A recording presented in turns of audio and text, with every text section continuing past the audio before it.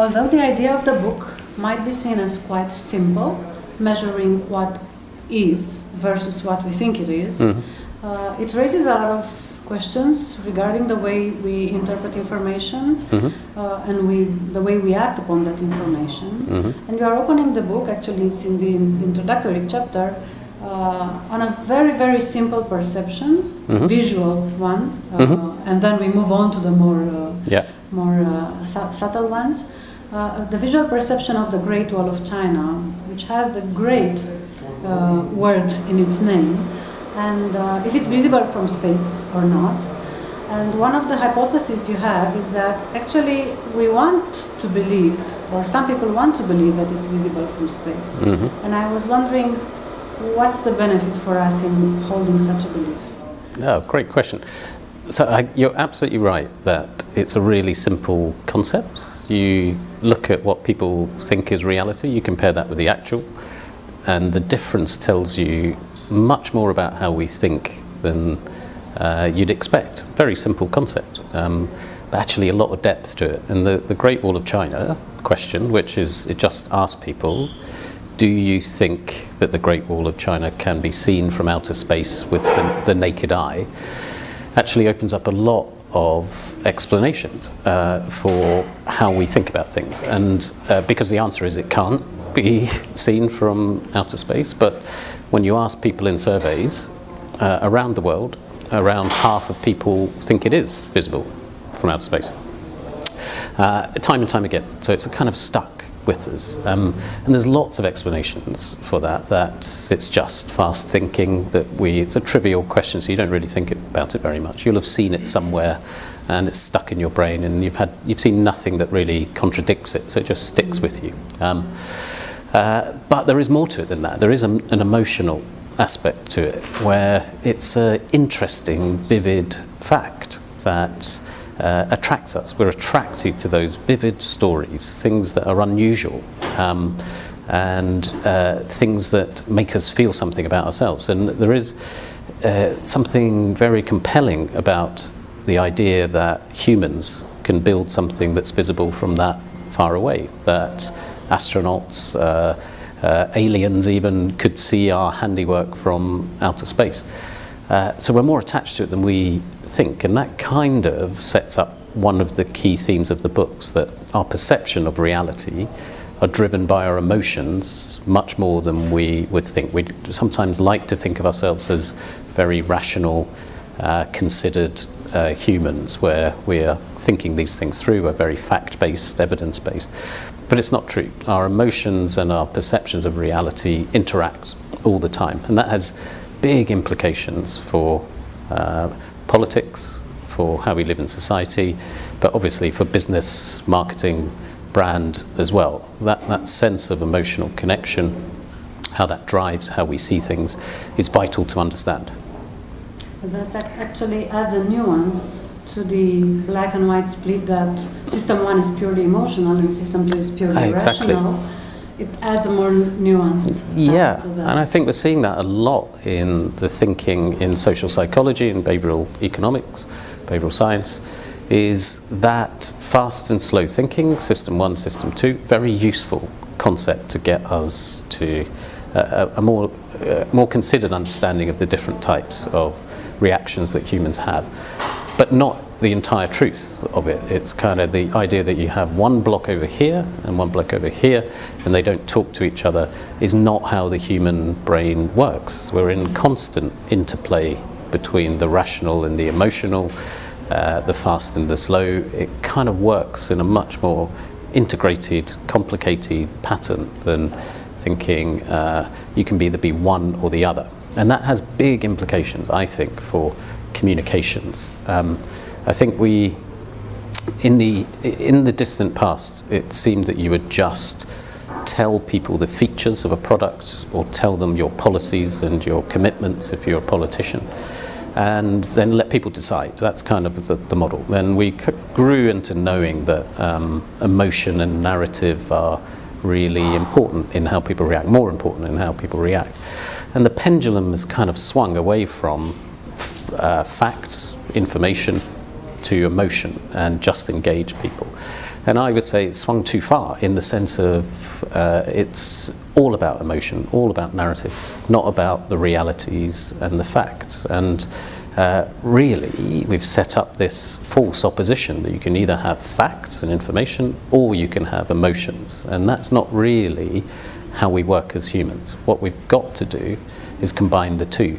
You can tell brilliant stories to people with facts, with information, with data, and getting that across, turning data into stories, turning information into stories, turning reality into stories, is the key here. That's what you should be aiming for, not saying ignore the features, the facts, and just focus on how you make people feel.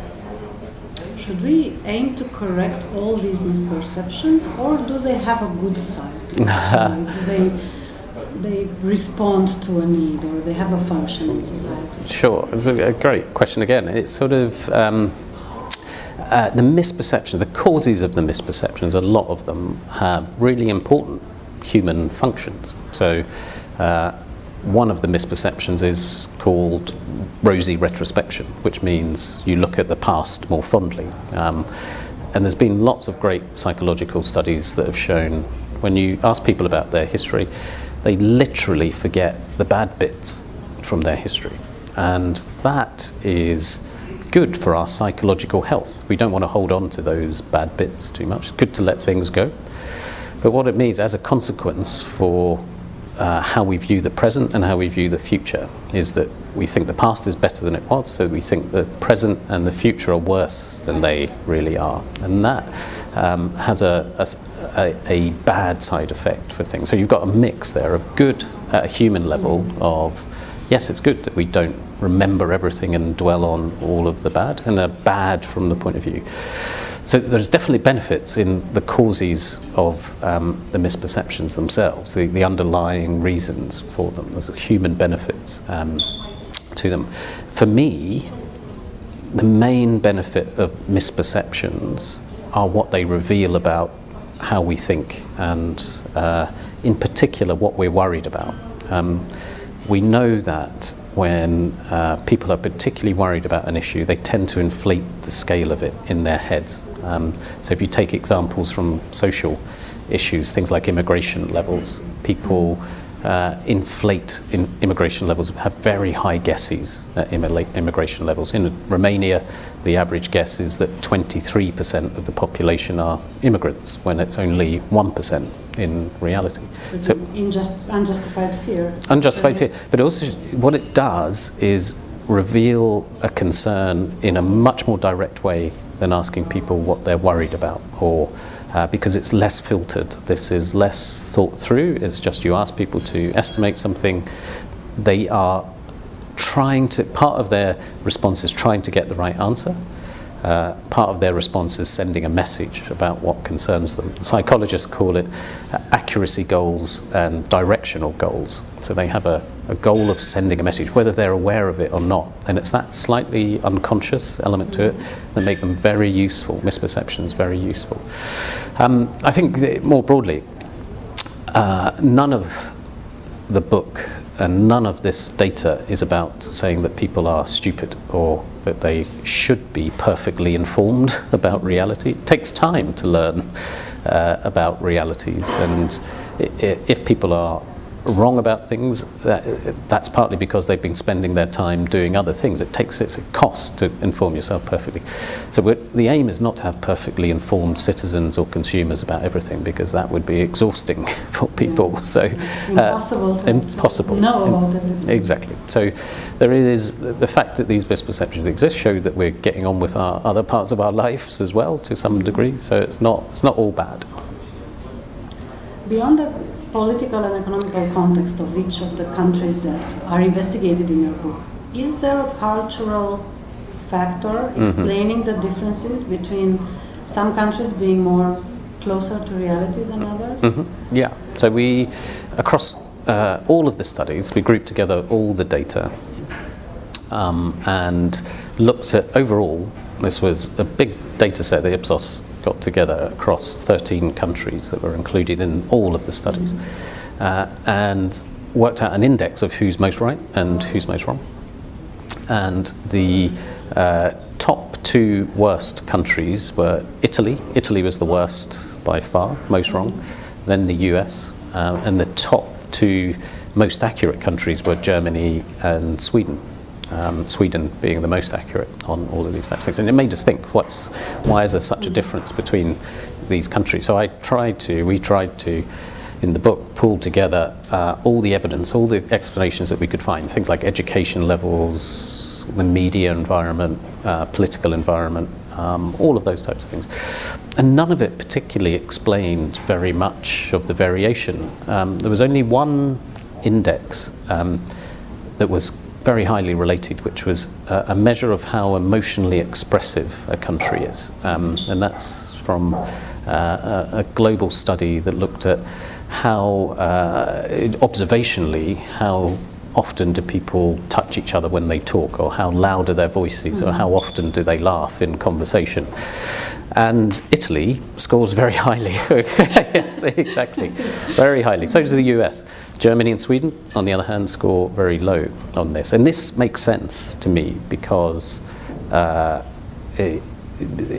big explanation for our misperceptions of realities and how we report them is our emotional reaction and how willing we are to show our emotions and those emotions when someone asks you a question about immigration or crime rates or any of the emotions. So you have to avoid cultural stereotypes between countries. This is not saying everyone in those countries is like that, is a particular way. But there is that trend within the different ones that seems to fit. This points to the fact, again, that this is an emotional issue, not about education levels, not about the media particularly, not about politics individually. It's about the whole emotional response. Rather than giving a very spontaneous response, maybe a better thought one, would that be the difference as well? I mean, I was thinking if reaction time in responding to these questions is different among the countries. Yeah, no, it's interesting. Because what we did in one of the studies, we asked people, how sure are you of that you've got the right answer? So how confident are you in your answers, that you've got them right? And there's an almost perfect inverse relationship where the more confident the country, the more wrong they are, not the more right. And this relates to a social psychology effect called the Dunningkruger effect, where people who are not skilled in something or don't have the knowledge of something think they know more or are better than they really are because they don't have the ability to know how wrong they are. Do you see what I mean? So the Scandinavian countries were very cautious about how much they got it right, but they were more correct on it, whereas Italy pretty confident in its answers, for example. So that sense of whether it's in their minds, whether it's a considered response, a thought through response, people are not that aware of how considered it is. There is though a qualification on that, which is that there's been some experiments that if I incentivize you to get the right answer, rather than just asking you in the survey, if I say if you get close you're going to get some money or a voucher, people get more accurate if you ask them that. And that fits again with the psychology models, because if you're answering these questions you have an accuracy goal where you're trying to get the right answer, and you also have a directional goal where you're trying to send a message.